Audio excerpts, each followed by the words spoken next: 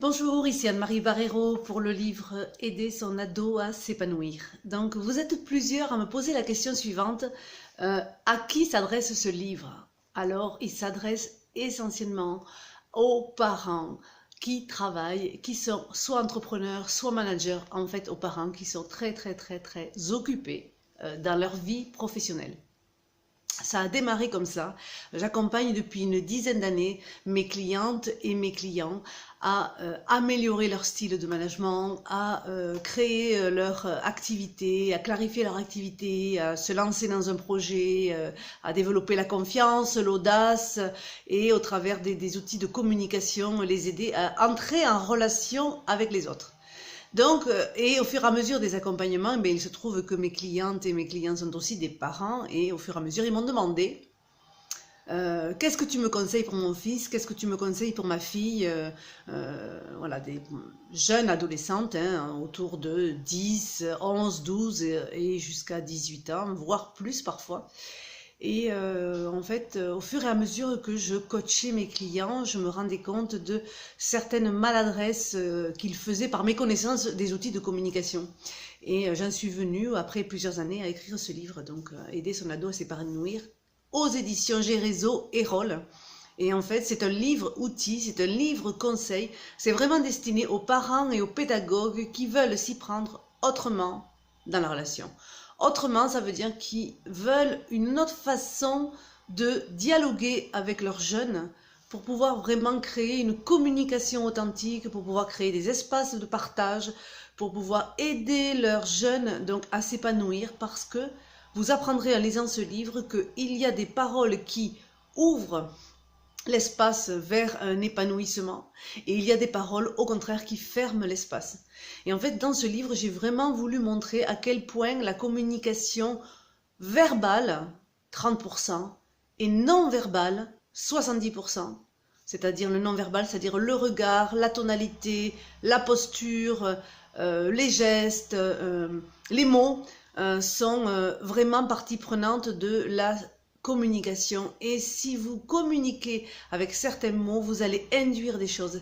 C'est pour ça que ceux qui me connaissent savent que j'utilise l'approche systémique et constructiviste, c'est-à-dire qu'on ne regarde pas simplement une situation, on la regarde au travers de ses différents contextes, on regarde les tenants, les aboutissants et les conséquences. Et en fait, il y a des conséquences dans la façon dont on interagit avec les autres. Donc c'est vrai que c'est un livre un peu complexe dans le sens où il faut y revenir, y aller plusieurs fois et revenir, puis se laisser imbiber par ce qu'il y a écrit ici et ensuite revenir régulièrement jusqu'à comprendre comment ça marche finalement une relation et comment ça marche la relation avec les ados. Donc qu'est-ce qui se passe quand on est parent entrepreneur, quand on est parent manager, qu'on a la journée à gérer des équipes de travail ou à gérer une entreprise et le soir à faire avec ses enfants quand on a le temps, parce que c'est pas toujours le cas.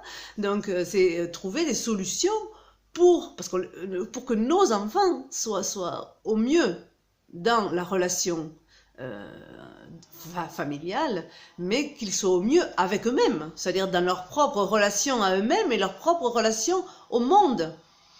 Et ces parents-là, qui sont souvent débordés, en déplacement, surbookés, etc., mais ils rentrent le soir, ils n'ont plus le temps, plus l'énergie de gérer des paroles d'ados qui eux-mêmes vivent leurs propres difficultés dans la relation avec leurs camarades de classe, dans la relation avec l'école, avec les enseignants, etc., etc. Donc en fait, gérer tout ça, quand on n'a pas des outils de communication, c'est compliqué. Donc on va... souvent, ce qui se passe, c'est qu'on va botter en touche, hein, c'est-à-dire qu'on va remettre ça plus tard, en disant bon mais c'est pas grave, débrouille-toi, ou voilà. Et ce qui fait que le jeune va se sentir un petit peu entre guillemets abandonné dans ce qu'il vit, même si c'est pas l'intention des parents, sauf que le parent, lui, à un moment donné, il peut plus tout gérer. Voilà, donc en fait ici dans ce livre, il y a les bases et les fondamentaux de comment on doit s'y prendre avec ses ados. C'est un livre qui est pour les parents bien sûr, mais aussi pour les pédagogues, en tout cas tous ceux qui veulent trouver une façon différente de communiquer avec eux. Donc c'est un livre qui a plusieurs items, c'est-à-dire qu'on peut y entrer de différentes façons. C'est-à-dire on peut entrer par certaines phrases que j'entends. Voilà, mon enfant pleure le soir en rentrant de l'école. Qu'est-ce que je fais avec ça? Ou mon enfant n'est pas capable. Qu'est-ce que je fais avec ça? Ou mon ado s'est disputé avec le professeur et j'ai rendez-vous avec le directeur de l'école. Qu'est-ce que je fais avec ça? Qu'est-ce que je dis? Comment je vis ça, moi, en tant que parent? Donc, il est divisé en 4 chapitres. Donc, le premier chapitre, c'est « J'examine mes pensées de parent ». C'est-à-dire, qu'est-ce qu'il y a dans mon état d'esprit à ce moment-ci que je mets en place, donc dans la relation avec mes enfants. Est-ce que je vis, par exemple, du désarroi intérieurement? Est-ce que j'ai peur que mon enfant ne réussisse pas, par exemple? Est-ce que je suis désemparée parce que je ne sais pas quoi répondre quand il est en difficulté? Examiner ses pensées de parents, c'est aussi se dire je pense que mon enfant n'est pas capable. C'est se l'avouer qu'on a une peur que son enfant n'est pas capable. Donc, en lisant ce livre, vous comprendrez quelle est la notion de capacité ou d'incapacité, et qu'il n'y a pas d'incapacité justement, mais qu'il y a des façons et des regards différents sur sa manière de gérer les capacités et de comprendre les capacités de ses enfants. Donc, examiner ses pensées de parents, toujours dans le chapitre 1, c'est aussi regarder son état de stress. Je vois bon nombre de mes clientes et de mes clients qui sont donc des parents et qui vivent un état de stress énorme quand leurs ados vont passer des examens, le baccalauréat, donc la préparation au concours, les écoles préparatoires, aller faire des demandes de stage, etc. Donc les parents vivent de l'angoisse et certains me disaient même qu'ils allaient se mettre aux alcooliques anonymes. Enfin, pour rire, bien sûr, parce que des fois on en sourit, mais quelque part, les parents vivent du stress. Et ce stress-là, bien, il est transmis dans la relation avec vos enfants.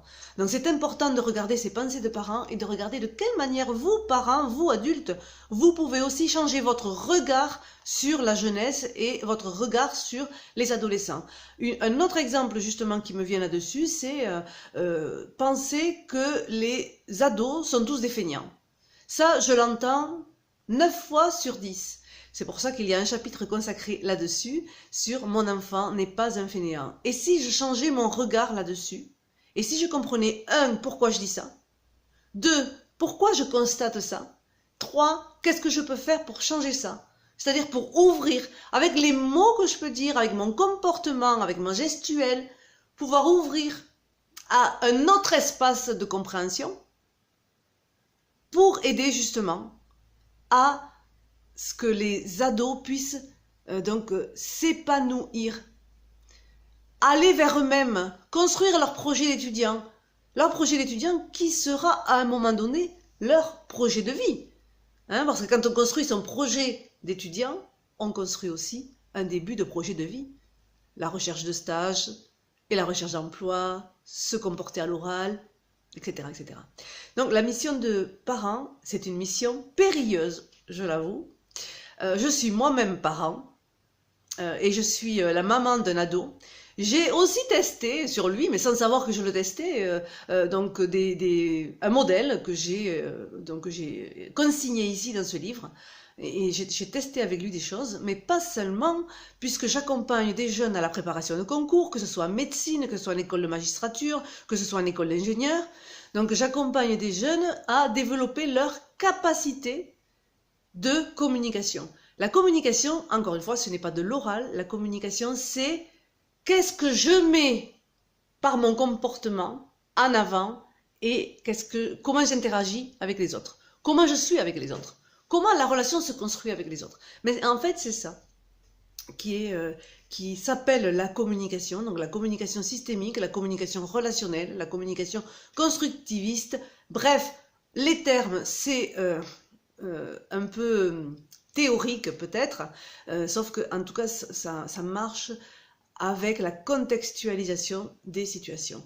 Dans ce livre-là, je ne sais pas si vous avez écouté l'émission radio sur RCF, il est indiqué justement qu'on peut entrer dans ce livre par différents items. Et le journaliste qui m'interviewe à ce moment-là en parle bien de la manière dont ce livre est construit. Il est facile pour l'aborder, en fait. Donc, je disais, numéro 1, la mission de parent. Chapitre 2, donc, transmettre la confiance.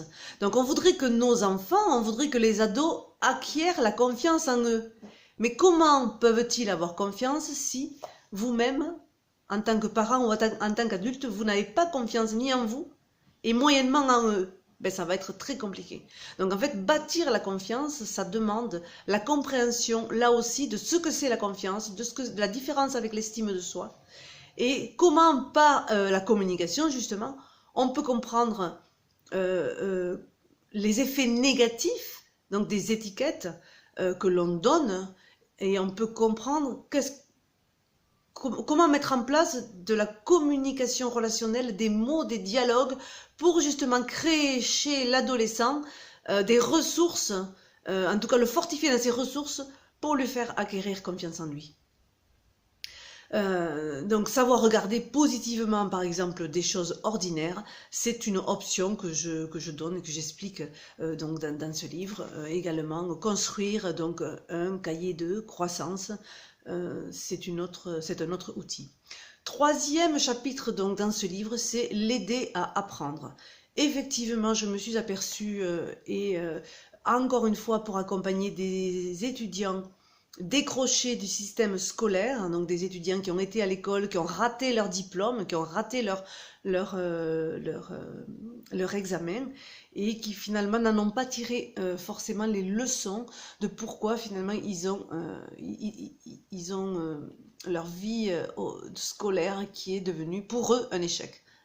Donc en fait, je les aide à comprendre les raisons de ce qu'ils nomment échec et je les aide à sortir de leur zone entre guillemets négative. Donc l'aider à apprendre, c'est l'aider à s'organiser. C'est l'aider à avoir une méthodologie de travail. Et dans ce livre, je donne des astuces, des pistes, des méthodes tirées de mes recherches, de mes 20 dernières années de recherche, que ce soit avec Antoine de la Garandrie ou avec d'autres chercheurs. Et donc dans la bibliographie, donc vous aurez la liste donc des personnes que je connais ou que j'ai rencontrées. Et donc j'en ai extrait des méthodes que donc l'étudiant, que l'ado peut mettre à sa disposition et peut croiser les méthodes pour l'aider à apprendre le mieux possible en fonction de s'il est donc visuel ou auditif ou kinesthésique ou donc de l'aider vraiment à trouver des ressources pour apprendre différemment aujourd'hui. Et c'est vrai que nos jeunes sont friands de ça, d'avoir des nouvelles méthodes parce qu'ils n'en peuvent plus de rester assis sur une chaise toute une journée à écouter donc les cours. Donc ils veulent varier des modes d'apprentissage. Dans l'aider à apprendre aussi, il y a quelque chose qui revient régulièrement, c'est la recherche du sens. Nos ados ne savent pas pourquoi ils doivent aller là, pourquoi ils doivent étudier ceci ou cela. Et souvent leur réponse c'est « mais de toute façon à quoi ça sert ?» Et la meilleure c'est « ça sert à rien ». Donc dans ce livre vous apprendrez aussi comment répondre à la phrase ça sert à rien quand justement votre ado vous dit que c'est inutile. Donc il faut l'aider dans le chapitre 3, chapitre 3, pardon, il faut l'aider à retrouver donc la confiance en lui, la confiance dans sa capacité à connaître son style d'apprentissage et à l'utiliser, et ceci avec confiance. Et enfin, pour terminer, le chapitre 4 parle de la communication, l'aider à communiquer avec aisance. Donc la communication consciente, bien entendu, pour ceux qui me connaissent, savent que j'utilise le dialogue authentique, donc avec diverses méthodes extraites notamment de la CNV ou autres. Donc c'est vraiment un dialogue authentique avec la connaissance de ses besoins et de savoir réagir aux situations. Bien sûr, le cas extrême, ce sont les harcèlements, donc les harcèlements dans le bus, les harcèlements à l'école, les harcèlements avec les camarades, etc. Donc c'est pouvoir donner aux ados des outils pour pouvoir se positionner avec aisance dans la communication avec l'autre ou avec les autres. Et aussi vous donner à vous en tant que parents des clés pour les aider eux à acquérir donc ces ces méthodes qui leur permettraient de se positionner, c'est-à-dire d'avoir une posture bien droite pour pouvoir réagir donc aux diverses formes de harcèlement qui sévissent aujourd'hui. Parce que souvent, je me suis aperçue que les ados sont désemparés parce qu'ils ne savent pas comment réagir. Donc voir avec eux quelles sont les différentes façons de réagir dans une situation difficile, c'est vraiment leur donner des clés pour se sentir à l'aise. En fait, c'est une boîte à outils que représente ce livre. Donc l'aider à communiquer avec aisance aussi, c'est aller chercher du côté de la notion de besoin pour pouvoir créer en eux la conscience qu'ils sont aussi, comme nous, des êtres de besoin, avec des êtres d'émotion, et donc les aider vraiment à prendre conscience de ça pour pouvoir être capable donc de s'adultiser ou de s'autonomiser pour pouvoir répondre à leurs besoins leurs besoins d'adolescents, et aussi en cohérence avec leurs valeurs. Parce qu'il faut savoir qu'à cet âge-là, les valeurs parentales commencent à prendre du plomb dans l'aile.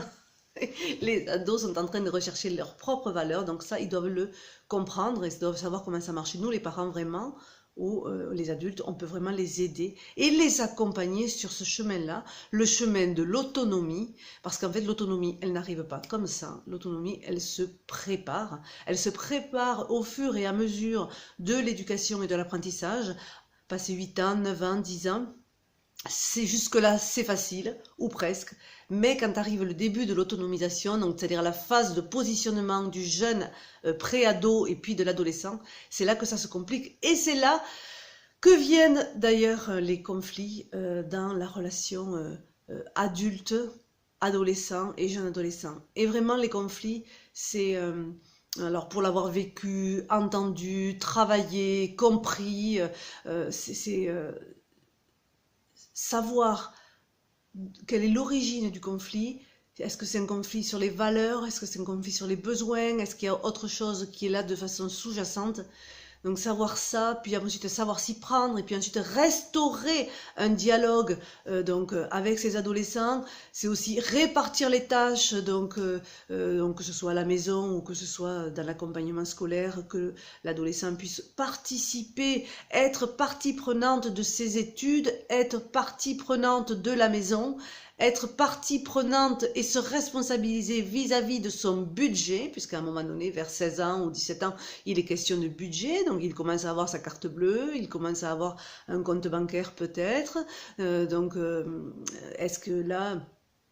il y a des soucis par rapport à l'argent, ça c'est encore un autre sujet, mais c'est vraiment plus vous aurez établi une relation authentique et un vrai partage avec vos adolescents, et plus vous serez à même de discuter de ces sujets-là. Le sujet de l'argent, le sujet de la drogue, le sujet des fréquentations, le sujet de l'alcool, tous ces sujets qui aujourd'hui sont difficiles, puisque de part et d'autre, on a les adolescents qui ne se sentent pas compris, et on a les parents qui n'arrivent pas à être compris. Donc il y a des frustrations des deux côtés. Donc chacun reste sur son compte à soi, et ce qui me désole le plus, c'est que la vie venant, eh bien les chemins se séparent entre les adolescents et les adultes, puisqu'ils n'arrivent pas à se comprendre. Donc il y a là une rupture de liens relationnels, de liens transgénérationnels qui blessent la relation et qui n'est pas faite pour une société qui est épanouie, une société qui est harmonieuse, une société de bien-être, où là il y a donc les liens qui sont solides entre les jeunes et les adultes.